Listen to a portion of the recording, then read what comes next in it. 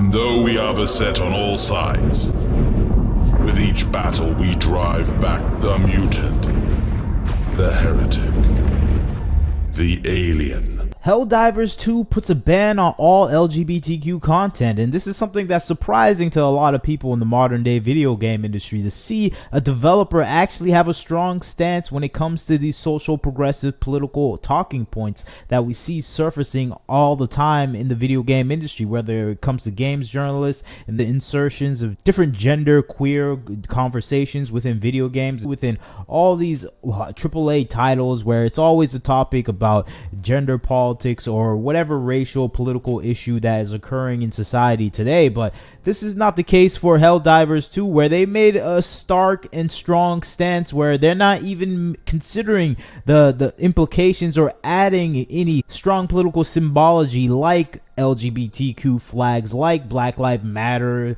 flags, or any other political progressive talking point that a lot of these other game studios placate to. The big AAA titles like Overwatch, World of Warcraft, Call of Duties, anything else, they always placate to these social progressive political ideals. But they kind of have a strong stance where they're pushing back, standing away, where people are even getting banned that are asking for this content that is specifically talking about gender politics. And I think that's the main thing we haven't seen in the video game industry in a long time, where it's not even a very aggressive stance the studio is taking. It's more of a just avoiding of the topic and just excising any voices requesting for this content in the game. I think it's going to anger of course the communities involved with it that are requesting it, but I think it's a stark contrast that we're seeing in the entirety of the video game industry. And I think when you're usually dealing with these cases, it's usually people acquiescing to these demands in an instant, but that's not the case with Helldivers 2, because I think it's mostly because this is a small indie studio almost that has only a few games coming out. Only Helldivers 1 was the last game it came out from the studio, 2015, and now Helldivers 2 in 2024. If Helldivers 2 fails, this company, this studio is bankrupt. They're out of business. So everything is on the line with Helldivers 2. So they put everything on the line, and they're trying to maintain a global sphere of influence and command of the multiplayer audience, where they're not even trying to delve into these political issues. And I think it's dumb to delve into these political issues when you're talking about a fascist global government that wants uniformity across all points of the globe, and you're demanding diversity, equity, and inclusion. I'm like, what are you talking about? This is not a democratic government we're dealing with here. This is a fantasy fascist government that's out there and sustains itself through perpetual warfare. I'm like, what are you talking about? LGBTQ flags and all these other political issues when you're dealing with a dictatorial government right now. I'm like, this is absurd, these requests from people. And I think that is the thing that we're seeing in response to a lot of people online when they're talking about this. They're saying, what are you even bringing this up? Why are you trying to bring your modern day political agenda in a game about a dictatorial fascist government that is in perpetual warfare with alien species, and you want to wear a rainbow flag and a BLM flag? I'm like, what are you talking about? These issues have nothing to do with Super Earth, and it's to the contrary and the opposite of what Super Earth is about. It's about uniformity in thought and mind and perspective. It's not about diversity and equity. That's the opposite. This is the bad guys according to the ideology of the people demanding these rainbow flags and these BLM flags in the game. This is not the country you want to be supporting. You probably shouldn't be playing this game. If you believe in these things wholeheartedly, where you want them reflected in everything you play, this is not the game for it. And of course, the modern day video game industry, where they want the current trends and the current political talking points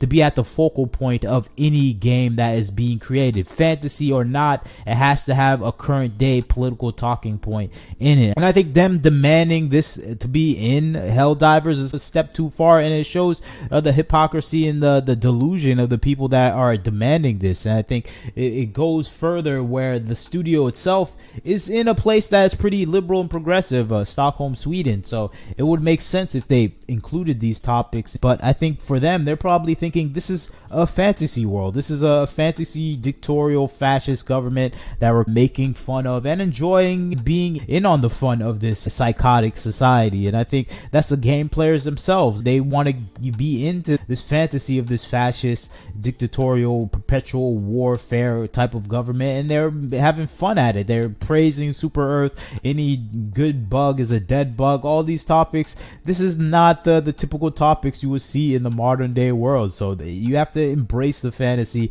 rather than sticking your own modern day political takes in content where it's incongruent with it. Having a rainbow flag is incongruent with the Super Earth philosophy. You're supposed to be a uniform people with a uniform thought and mind and perspective, and I think that it flies in the face of any DEI goals or permissions. Even though they may have their similarities in how they want these things enforced, they still have different thoughts and pathways. And I think when you look at the developer Arrowhead itself, it hasn't made too much video games. Its first game came out 2011 to moderate success, and they have only moderate successes, and I think that is the key to their survival. They're making things with some sort of success where they can survive to develop the next game, and Helldivers 2 is probably their biggest success, and I don't think they want to mess that up so fast right now. So it makes sense that they're banning things like this. But let's read what they have to say. Some person's experience with being banned for asking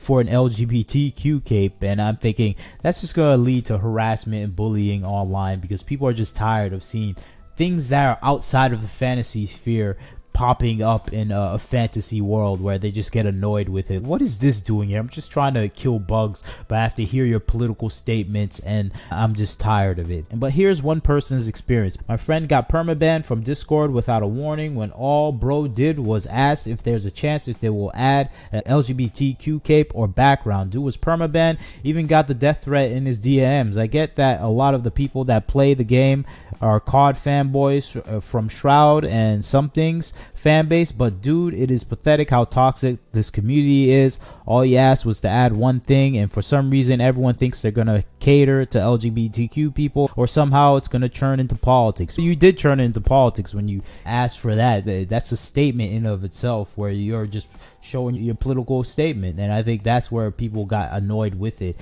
And I think that's the state of video gaming right now, where everyone wants their 2 cents and political take injected in any sort of entertainment that they're engaged with, and people are tired of it. People just want to escape work, escape school, and they don't want to see school, work, and politics invade their fantasy space. And I think that is the case with Helldivers 2, and I think this is the Discord for Helldivers, and they did a good job of maybe just separating that from the game. I don't think they have any problem with this group of people. I just think they want to create and maintain the fantasy for the majority of game players, and I think you would have to eliminate a lot of people who are trying to inject modern day elements into the entertainment space, and this is the only way you can do that. But you tell me what you think about the situation. Helldivers banning talk around having LGBTQ content. I think it makes sense because this game it doesn't make sense to even have that sort of thing in this game.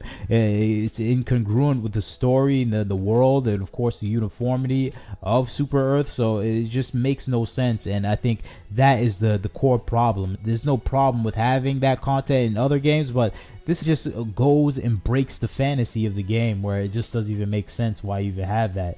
So that's just my thoughts on the situation. You leave your thoughts, like, share, and subscribe. This is Wagner Knows Why. Catch you next time.